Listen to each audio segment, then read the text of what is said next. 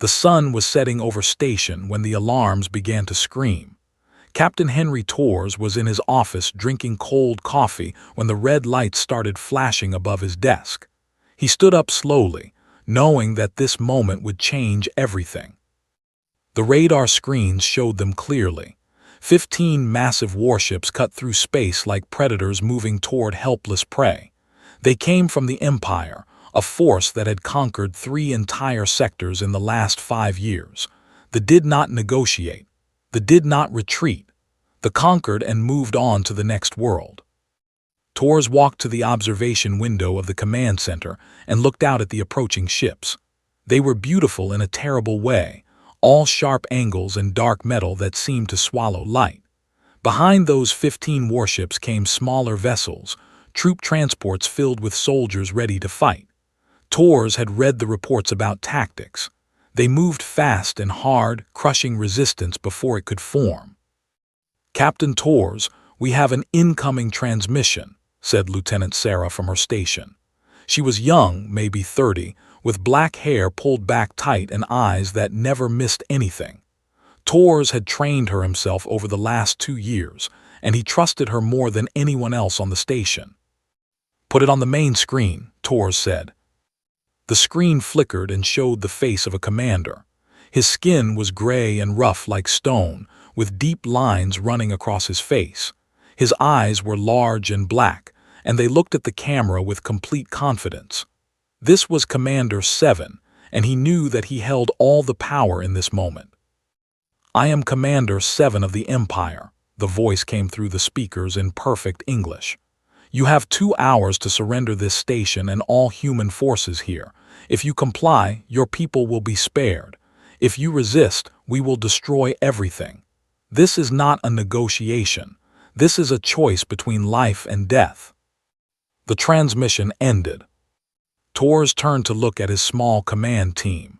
There were only 15 people in the control room, and he could see the fear on their faces. They had all known that this day might come.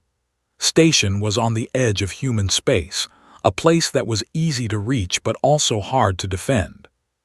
"How many troops do we have available?" Torres asked. 200 soldiers, sir," answered Major Robert Grant, the head of station defense. "But they have 10,000 combat troops just on those transports. Our weapons systems are 10 years old. Their technology is superior in every way." Torres nodded.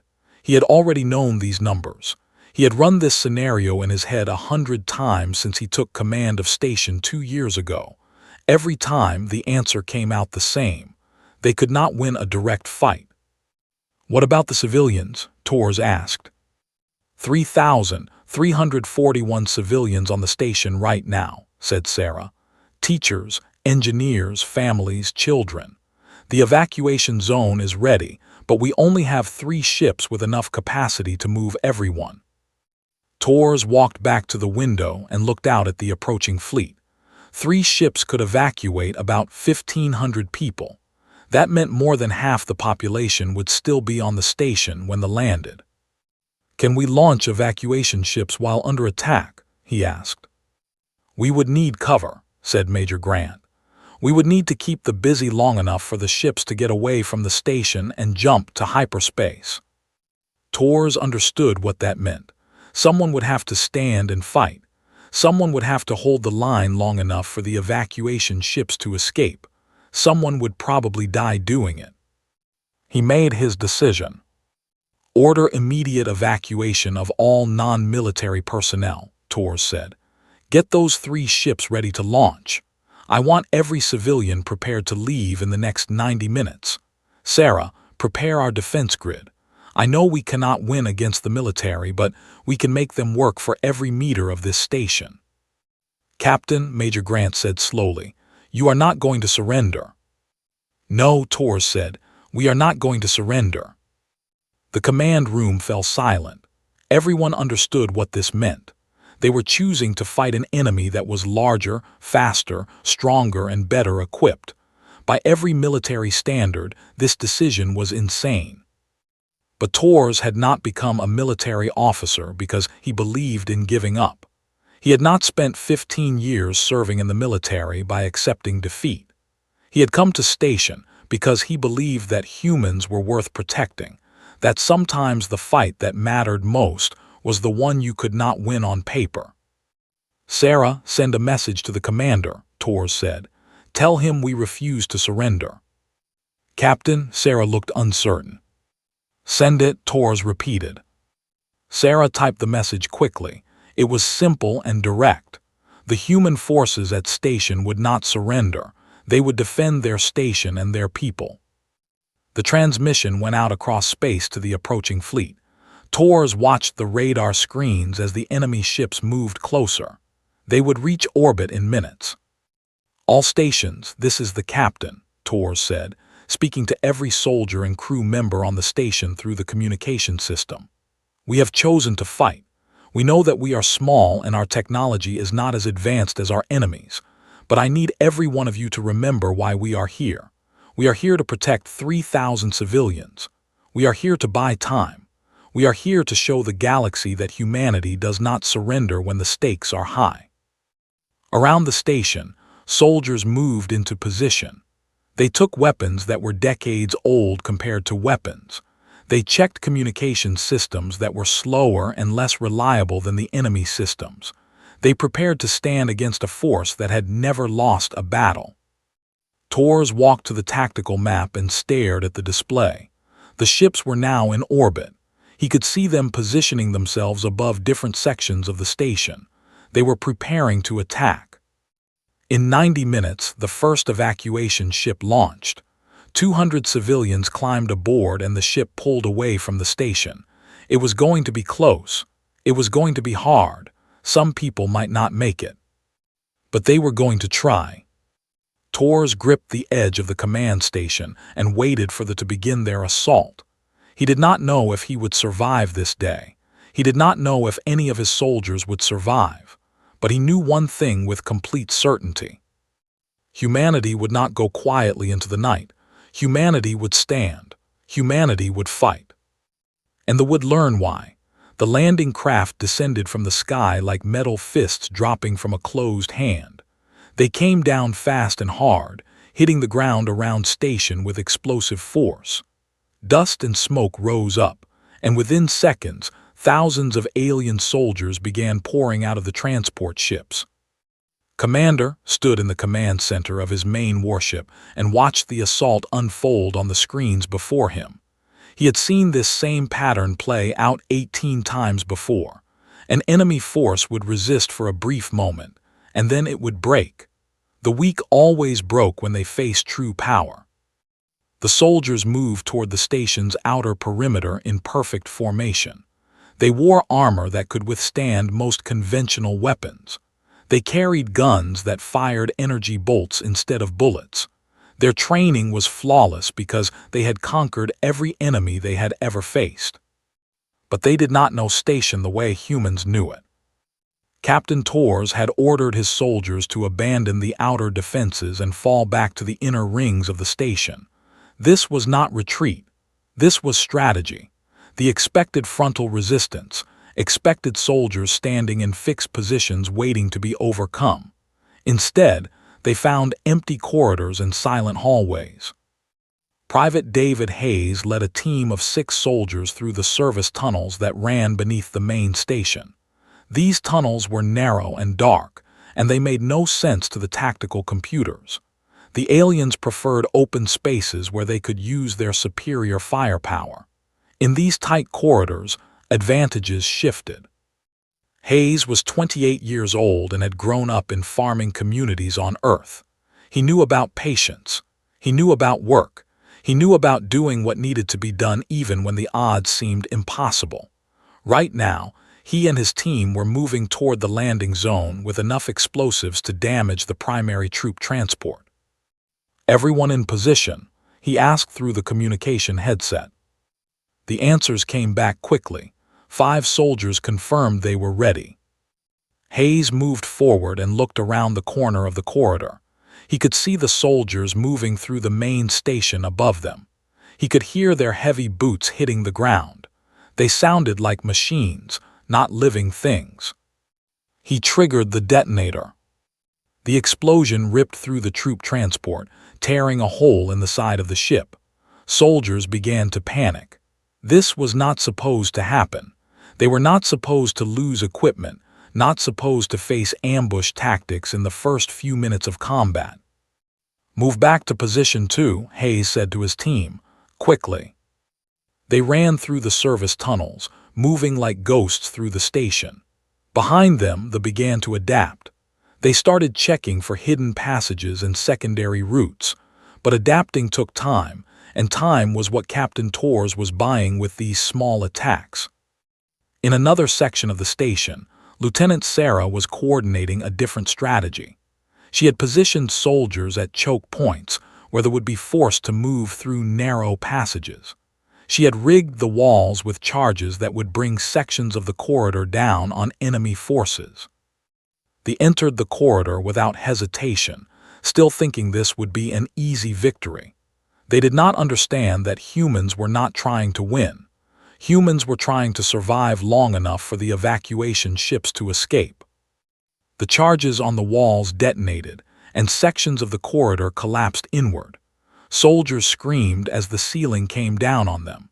Dust filled the air so thick that visibility dropped to almost zero. Sarah did not stop to watch the destruction. She was already moving her team to the next position, the next defensive line. Back in the command center, Captain Torres watched the battle unfold on the tactical displays. His soldiers were bleeding. He had already lost 7 people in the first minutes of combat. They had lost maybe 40 soldiers, but they had 10,000 more. The mathematics were terrible. The mathematics were so bad that no reasonable military officer would have made this decision. But Torres had learned long ago that sometimes the math did not matter. Sometimes you fought because your people were worth fighting for. Another evacuation ship launched from the station. This one had 1,800 civilians on board. That left about 1,500 still on the station, plus the 300 wounded and the soldiers who were still fighting. They changed their tactics. They started moving more carefully, checking each corridor before they advanced. They began using heavy weapons to blast through walls instead of moving through the damaged passages. They were learning, adapting, becoming more dangerous as they fought. In the engineering section of the station, Engineer was making a critical decision. The main power core of the station was beginning to fail from all the damage and stress. If it shut down completely, the evacuation ships would not have enough power to launch. They would be trapped on the station with nowhere to go. Knew what he had to do. He rerouted power through secondary systems and manually overrode the safety protocols. This action would keep the power core running for another 2 hours, but it would also make him a target. They would detect the power surge and come looking for the source. "Get me the last evacuation ship ready," said to his assistant. "I will keep the power running until everyone is off this station." The assistant hesitated. "Sir, that is not necessary, we can." "Go," said firmly, "that is an order." They found the engineering section 18 minutes later, was waiting for them, alone, with weapons in his hands. He did not expect to win. He just expected to slow them down. Sometimes in war, slowing down the enemy was the only victory you could achieve. He fired his weapons at the approaching soldiers, hitting 2 of them before they returned fire. The impact threw him backward, but the power core continued to hum steadily. The last evacuation ship had launched with the final 700 civilians on board. Back in the command center, Captain Torres saw the signal from the evacuation ships. All 3 were now on their way to safety, carrying more than 2,000 civilians away from the station. It had cost them, but they had done it. "How many soldiers do we still have?" he asked Sarah. 135, she said quietly. "We have lost 65 in the last hour." Torres nodded. They were down to the core of their force now, the soldiers who would not surrender, the soldiers who would stand and die if that was what it took. The assault continued to push deeper into the station, But with every corridor they gained, they paid a price. Humans fought from shadows and hidden places. They used every advantage of terrain they had learned in months of living on this world. The commander, watching from orbit, began to understand something that troubled him. This enemy did not fight like other enemies. They fought with a different kind of desperation, a different kind of purpose. They fought not to win, but to protect something beyond themselves. And that made them far more dangerous than Seven had imagined. The battle had been going on for 14 hours when Captain Torres made the decision that seemed most insane of all. He requested a parley with Commander Seven. The commander received the message with confusion. In his entire military career, he had never had an enemy ask to talk in the middle of a battle. Enemies surrendered or they died. They did not sit down and have conversations while soldiers were still fighting around them. Button was curious. He agreed to meet Captain Torres at a neutral platform in space, away from the station and away from the fighting. Torres prepared himself for the meeting with careful attention. He wore his dress uniform, pressed and clean despite the dust and smoke of battle. He wanted Seven to see a human at his most dignified and composed. He wanted the commander to understand that this was not a desperate plea for mercy. This was something else entirely. The shuttle flight to the neutral platform took 30 minutes. During that time, Torres thought about what he wanted to say. He had no weapons. He had no threats to make. He had only words and the truth of what it meant to be human. Seven was already waiting when Torres arrived. The commander was taller than Torres expected, nearly 7 feet, with skin like armor and hands with sharp claws at the tips. 2 guards stood behind him, both armed with weapons that could kill a human in seconds.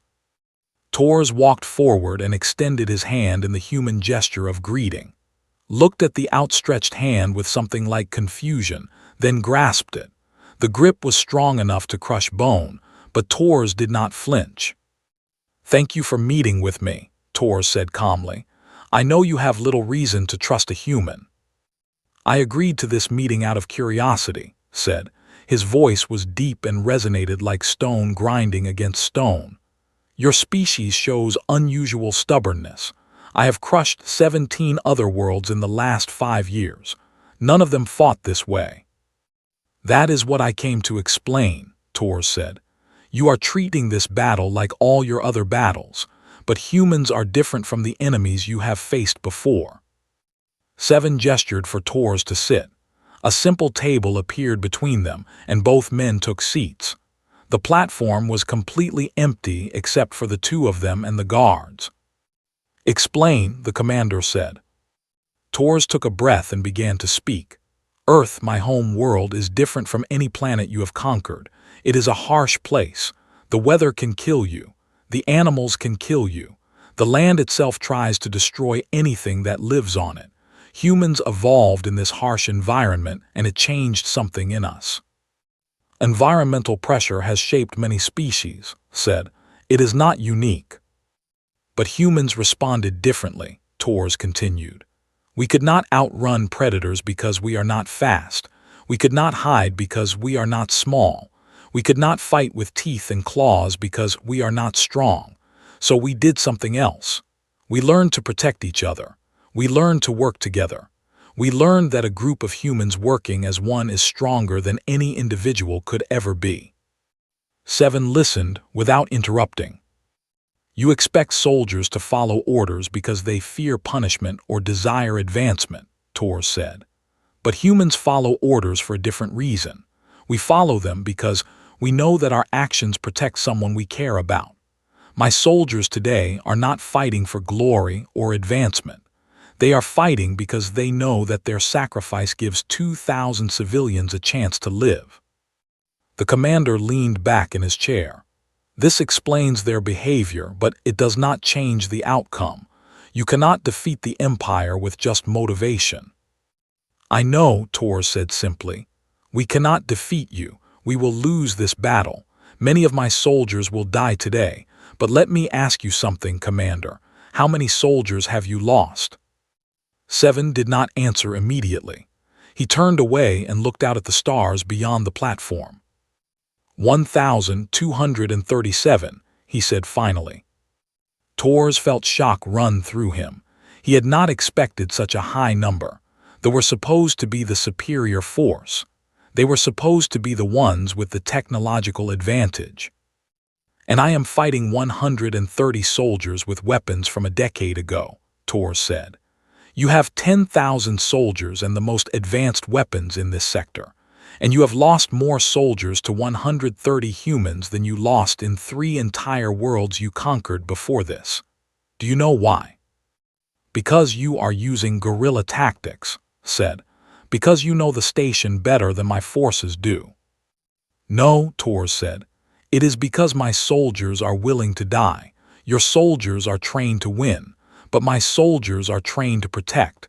That is a different kind of strength. Tors stood up and walked toward the observation window. He could see station in the distance, lights flickering as the battle continued. I did not come here to negotiate for peace, Tors said. We both know I have nothing to negotiate with. I came here to warn you. You are about to learn something that the Galactic Council already knows. Humans are not a threat because of weapons or technology. We are a threat because we cannot be broken. We can be killed, but we cannot be broken. He turned back to face 7. There is something in my hand, and if I so choose, I can activate it right now. It will destroy this entire station, kill every human on it, and severely damage your fleet. I would not survive it, but I could do it. Tors extended his hand. It was empty. There was no device, no weapon, no threat. But 7 looked at that empty hand and something shifted in his understanding. You would kill yourself and your own people to prevent defeat, said slowly. Yes, Tors said, because some things are worth more than survival. Some things matter more than life itself. That is what humans understand that your empire does not. The commander stood up and turned away. He looked out at the vast emptiness of space with the expression of someone whose entire understanding of the universe had just shifted. Return to your station, Captain Tors said. Continue your battle. Tors left the platform and returned to his shuttle. He did not know if he had accomplished anything. He did not know if would simply crush the station with even more force now that he understood human nature.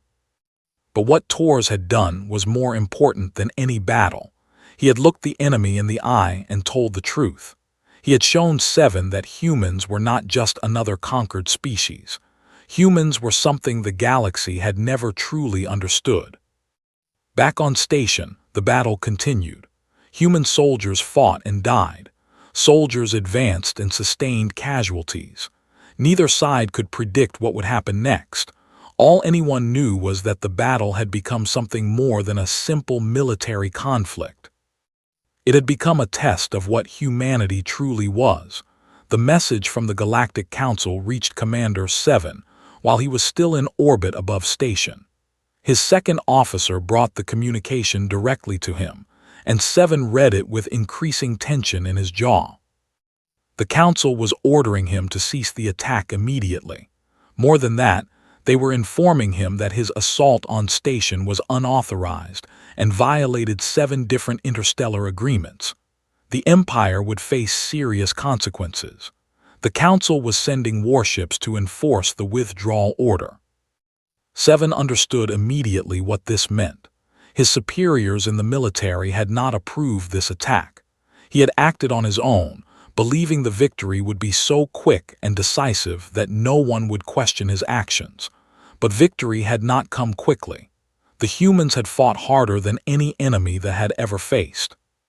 Now political consequences were coming. Could retreat with some dignity by claiming to respect the Galactic Council's authority, or he could push forward and complete the conquest, knowing that his own empire would punish him for ignoring direct orders. He turned to his officers.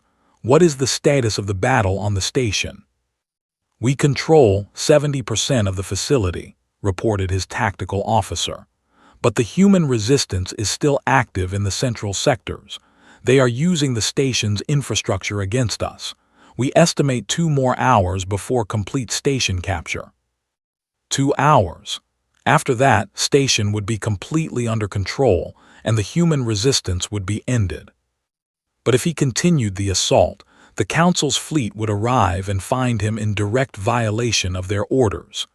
That would mean court-martial, imprisonment, possibly execution by the standards of military law.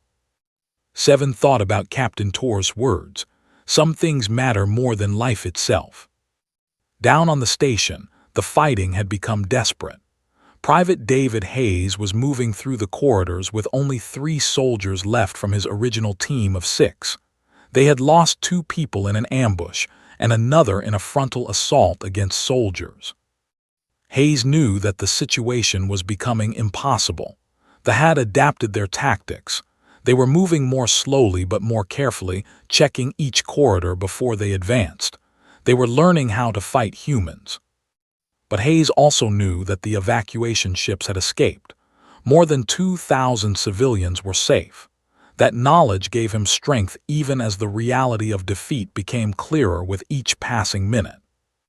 The 3 remaining soldiers with Hayes set up a defensive position in the main engineering corridor. This was one of the last defensive lines between the forces and the central command station, where Captain Tors was coordinating the final resistance. "We can hold them here for at least 30 minutes, said Corporal Lisa, checking her weapons. She was in her early 30s, and despite everything happening around them, she remained calm and focused. "That might be enough," Hayes said, though he did not fully believe it. They came around the corner in perfect formation, weapons raised and ready. Hayes and his soldiers opened fire, hitting the first wave of aliens before returning fire drove them back down the corridor. It was a brief victory, nothing more, but it bought time. In the command center, Engineer was still alive. He had been captured but was being brought to the main control station. They wanted to use him to shut down the station's defenses and make the final assault easier. Was battered and bleeding, but his mind was still working. As they escorted him through the corridors, he was thinking about the power systems, about the station's infrastructure, about what small acts of resistance were still possible. When they reached the command center, Captain Tors was waiting. He looked exhausted, with blood on his uniform and old bruises darkening his face, but his eyes were still clear and focused. Tors said, "You survived." "For now," replied. The soldiers holding him tightened their grip but did not prevent him from speaking. The senior officer in the command center, a general named 19, stepped forward. "We will give you one chance to cooperate, Captain Tors. Shut down the station's defenses and we will spare your remaining soldiers. Resistance only brings death." Tors looked then at the other soldiers in the command center. There were maybe 20 soldiers left now, all of them wounded, all of them aware that defeat was coming. Tors made his decision. "We are not surrendering," he said clearly. "We have already won what matters." "You have won nothing," 19 said coldly. "You have lost the station, you have lost your soldiers, you have lost everything." "No," Tors replied. "We evacuated 2,000 civilians. That was the mission. Everything else is simply resistance for honor." Something shifted in the command center at those words. Every human soldier there understood what Tors meant. The real battle had been won hours ago when the last evacuation ship launched. Everything after that was just about showing what humans were truly made of. The general raised his weapon to shoot Tors directly, but the order never came. Commander Seven's voice crackled through the communication system. "All forces are to stand down immediately. This is a direct order from the command authority. Withdraw from station. Repeat, all forces are to withdraw." Silence fell across the command center. 19 looked up at the communication speaker. "Commander, we have the station nearly conquered. 30 more minutes and the resistance will be ended." "That is an order, General," Seven's voice said. "The Galactic Council has issued a direct command. We are in violation of interstellar law. All forces withdraw now." The soldiers in the command center lowered their weapons. The general faced Captain Torres, and for a moment there was a flash of emotion in his alien eyes. Anger, confusion, and something else that might have been respect. "You have won your station," 19 said coldly, "but this is not over." The forces began to withdraw. They moved back through the corridors, carrying their wounded and their dead. The assault that had seemed unstoppable just hours before was now retreating. Captain Torres sank into a chair, hardly believing what was happening.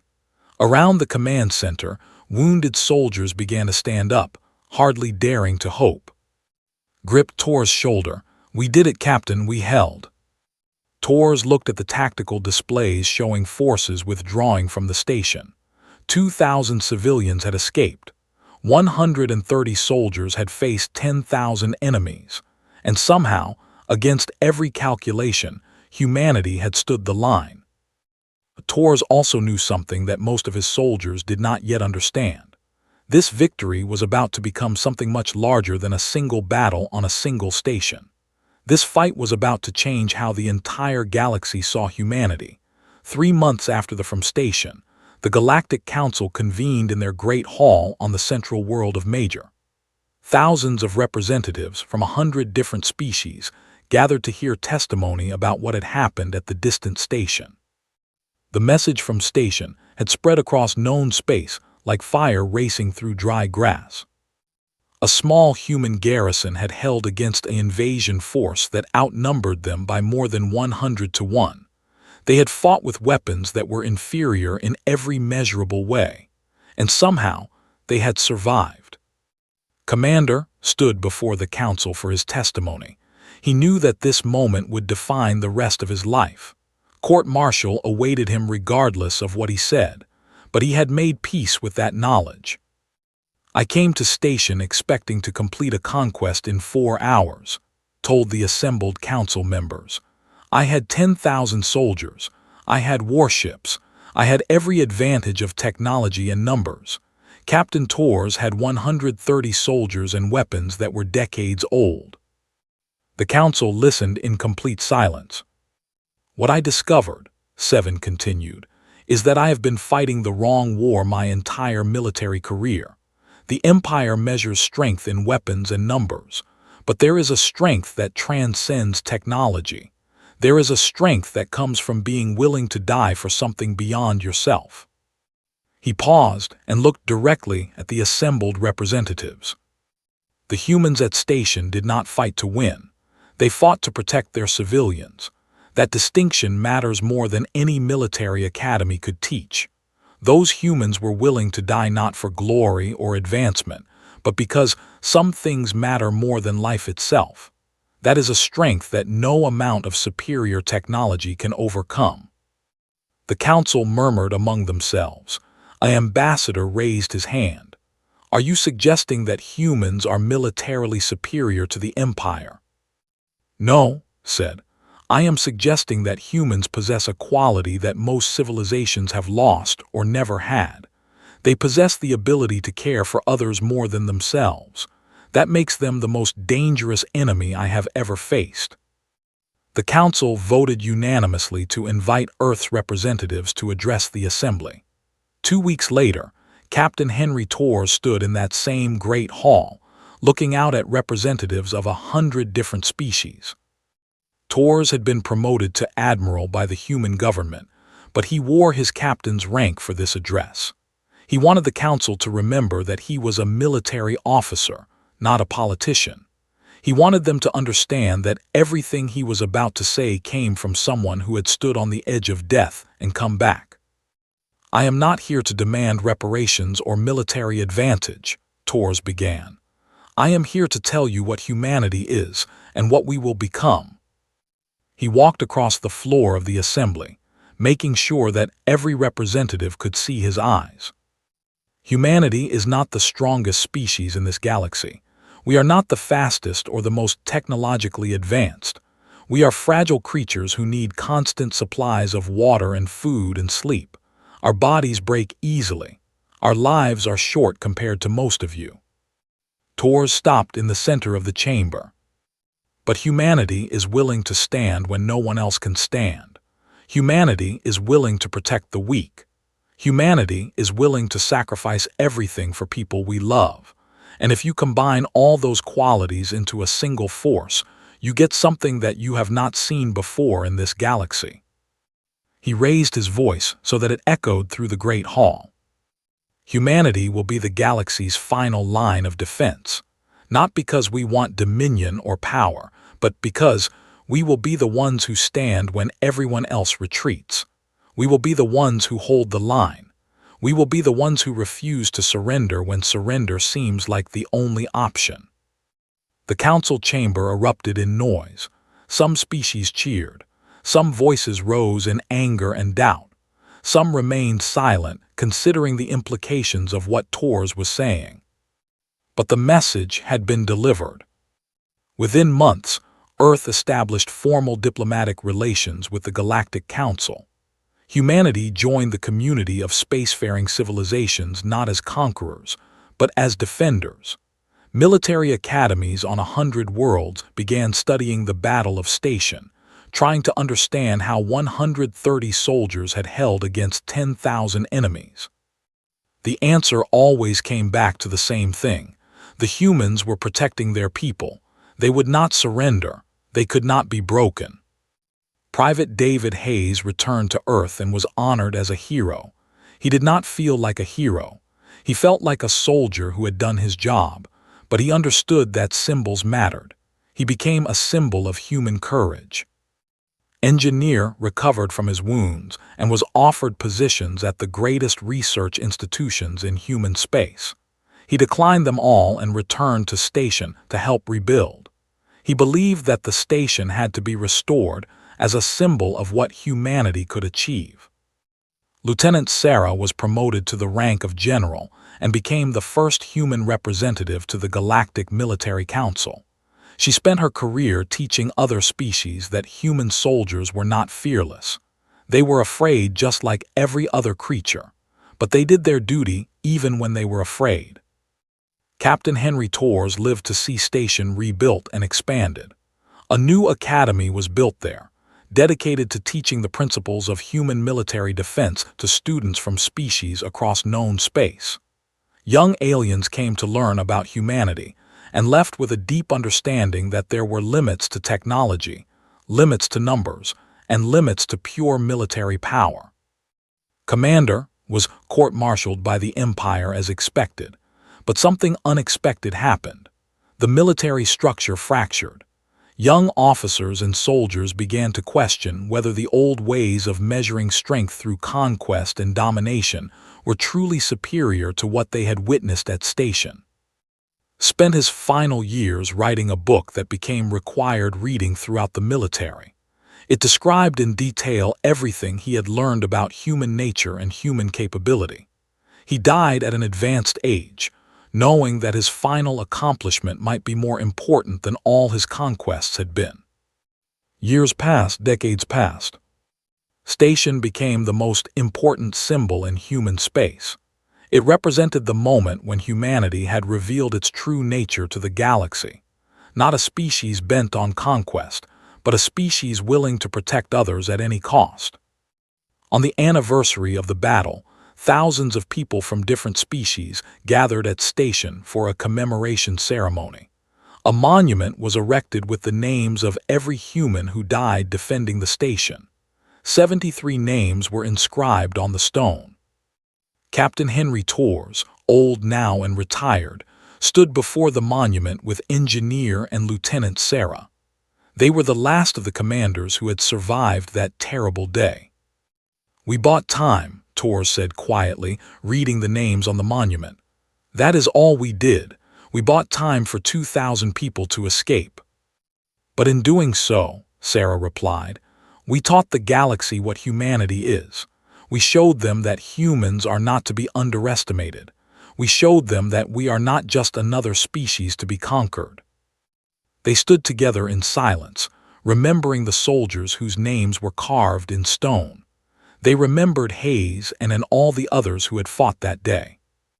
The sun was setting over station just as it had been on the day they arrived, but everything had changed. The station had changed. Humanity had changed. The galaxy had changed. And it had all started with one captain who refused to surrender. It had all started with 130 soldiers who stood the line. It had all started because some things matter more than life itself.